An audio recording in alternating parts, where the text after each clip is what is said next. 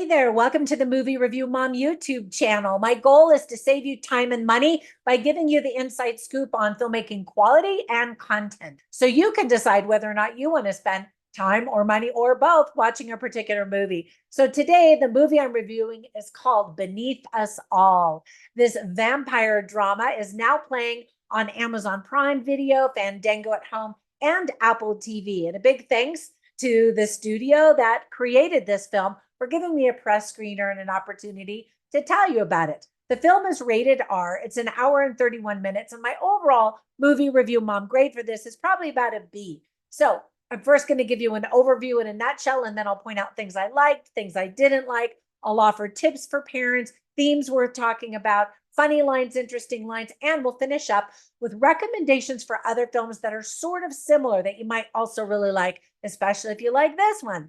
All right, let's dive in. So, in a nutshell, the story is about a teenage girl who is going to age out of the foster care system soon. She finds an Yggdrasil pendant, which releases an evil presence near her foster family's home. The film was directed by Harley Wallen. Writing credits go to Brett Miller. And film critics have applauded his growth as a filmmaker. Already, this film has been nominated for 9 awards and won a whopping 23 at various film festivals. So kudos to the team. So tips for parents. First, we see, first I should say this is not appropriate for kids. It is rated R for various reasons, including we see blood splatters on people as they die. A bird gets smashed to death. There's talk of a divorce. Now that's mild in comparison. Talk of selling crystal meth. There's gambling, alcohol. A man hits a teenage girl, and there's profanity, including F-bombs. But beyond that, there's like vampires, biting into people and killing people. So some of the themes that are illustrated very well are the foster care system in America, at least, emotional abuse, belonging, helping children find their forever home and family, and vampires. So here's a list of things that I really liked about this film. First of all, the film starts with violent events from centuries prior to secure a spooky, Nordic-y type of lore. Then the rest of the movie takes place in the present day. The cast includes some old and new actors who create creepy characters. Sean Whalen, Maria Olsen, and John Birch star in the movie. The kids in the movie actually did a pretty good job and are adorable, especially the 2 young girls. I just thought they were so cute. A lot of the actual violence is off screen or seen in silhouettes. And I actually really appreciate the art of subtlety in that regard. I don't have to see all of the horror and the blood and the gore and all of that to know what's happening. Now, that being said, we do see the blood and the gore and some of those things as well. The film illustrates different kinds of monsters, and I'll just leave it at that. This is a spoiler-free review.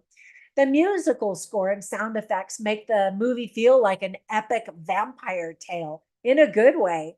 The title is intriguing, and after the rolling credits at the end of the movie, the text on the screen assures us that no animals were actually harmed in the making of this film. So that's good to know.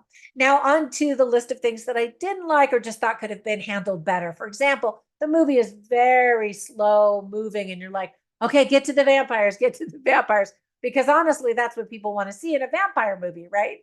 Some of the acting is awkwardly wooden, and that speaks to the young new cast. Maybe this is their first time project or something like that. Some of the transitions are also a little bit rough. Again, new filmmakers.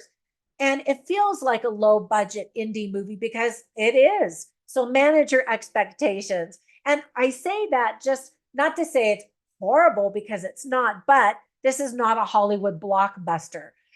The nighttime scenes are very dark visually, making it really difficult to see what's going on, especially if you watch this on a small screen. So again, manage your expectations and manage your screen time. Now, on to the list of funny lines and interesting lines. Whenever I watch movies, I write down what I hear to share them with you so you can get a taste of the dialogue and the script writing. You can see all of those comments on my written review at moviereviewmom.com, but I'll share a couple of them with you right now. So Shelby Bradley plays this character. She's a co-worker and she's trying to give advice to another one who's really struggling with some things that just happened. And so Shelby's character says, go and get drunk at a bar, do whatever you need to do. But I just need to make sure that you're taking some time for yourself. And I'm thinking, that is terrible advice. I mean, the part about go getting drunk at a bar, I absolutely agree with. You've got to take time for yourself and take care and recover. She just experienced this horrific event. And so I thought that was good, but I just thought that was a weird way of saying, have some self-care time so you can recover. And then some interesting lines are, the first one is spoken by Katie Wallen, and she says, 17 is a fun age, but it can be pretty tricky. Now she plays a character who gives a lot of good advice to an old or younger teenage daughter. And another line that she says to this teenage girl is, that's why I want to help you, because I feel like no one else is. Her character is very kind and she truly does want to help somebody. Now, Sean Whalen has a line and he says, we don't always get what we really want. And we see these different characters and they really want very different things. And then, maybe I shouldn't tell you this last line. Well, all right, I'll say the line, but I won't say who said it. But it made me laugh because it made me think of Taylor Swift. The line is, look what you made me do. So somebody does something and it's not a good thing. I'll just leave it at that.